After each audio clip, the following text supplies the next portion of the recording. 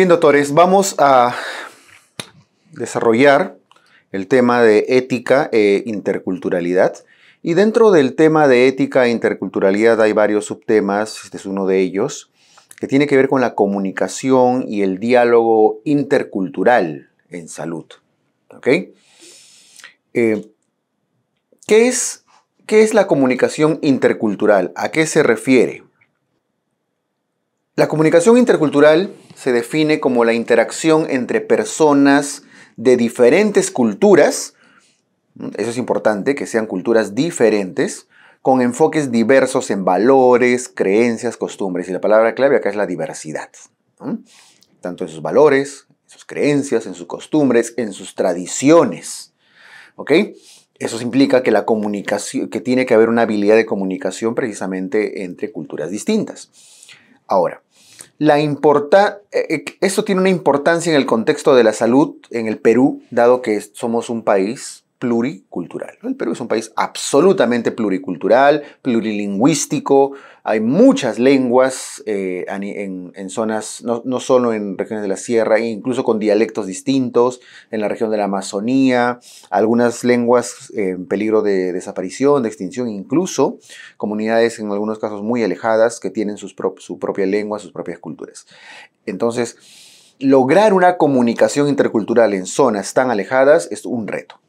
Ahora, esto tiene una relación con la ética médica y el respeto a la autonomía del paciente. Si el paciente tiene una identidad, una cultura propia, esto en el contexto de la autonomía debe ser respetado, ¿no es cierto? Entonces vemos la estrecha relación que hay entre la comunicación intercultural y la autonomía y la ética médica, ¿ok? Ahora, ¿cuáles son los elementos claves para la comunicación intercultural en salud? El lenguaje y las barreras idiomáticas, por ejemplo, acabamos de decir hace un momento la variedad de lenguas, culturas que hay, de la importancia de uso de intérpretes, el lenguaje claro y accesible. De hecho, hay zonas en regiones alejadas en las cuales no necesariamente el profesional de la salud maneja el lenguaje o el idioma, el dialecto, y muchas veces necesita un intérprete, ¿no? ¿Qué más? Hay diferencias en la percepción de salud y la enfermedad. De hecho, esta cultura distinta genera hay una cosmovisión andina, una cosmovisión amazónica que es completamente distinta a la cosmovisión occidental que predomina en la mayoría de zonas del Perú.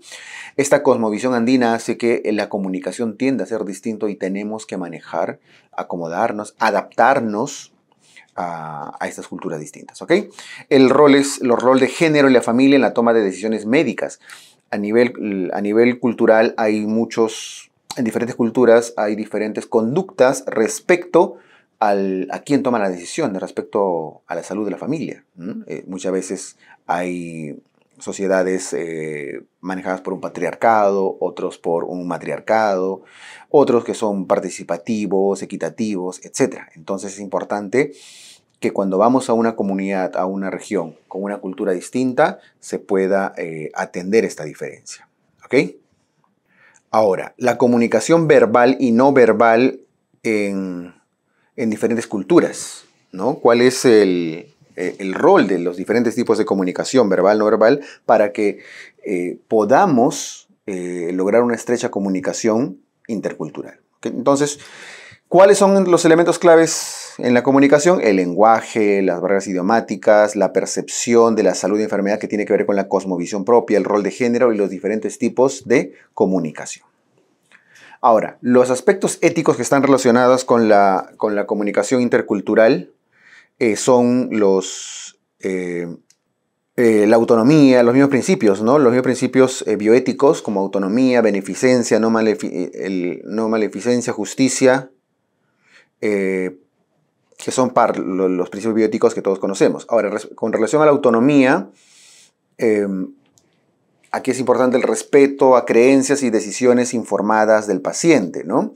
Respeto a las creencias, respeto a las decisiones, beneficencia, adaptar la información para asegurar la comprensión y el bienestar. O sea, tenemos que adaptar nuestra información para asegurarnos que lo que nosotros queremos comunicar se comprenda y esto finalmente tenga como consecuencia un adecuado bienestar, ¿no es cierto? Entonces, respetar la autonomía, respetar sus creencias, respetar sus decisiones, la beneficencia, hacer el bien, y para hacer el bien tenemos que asegurarnos que ha comprendido, y para eso debemos adaptar nuestra información. No hacer daño. La no maleficencia, evitar prácticas que generen daño cultural o emocional. O sea, no solo está el hecho de hacer un daño a la salud, sino tratar de no dañar las creencias propias, la cosmovisión, el entorno social, emocional, familiar que pudieran tener las personas.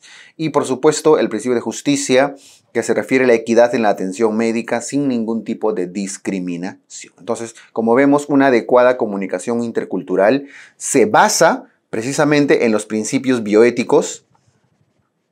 ¿Cuáles son las estrategias entonces para una comunicación intercultural efectiva? Dado que hemos hablado cuáles son los retos, hemos hablado cuáles son los elementos clave y cuál es la coyuntura.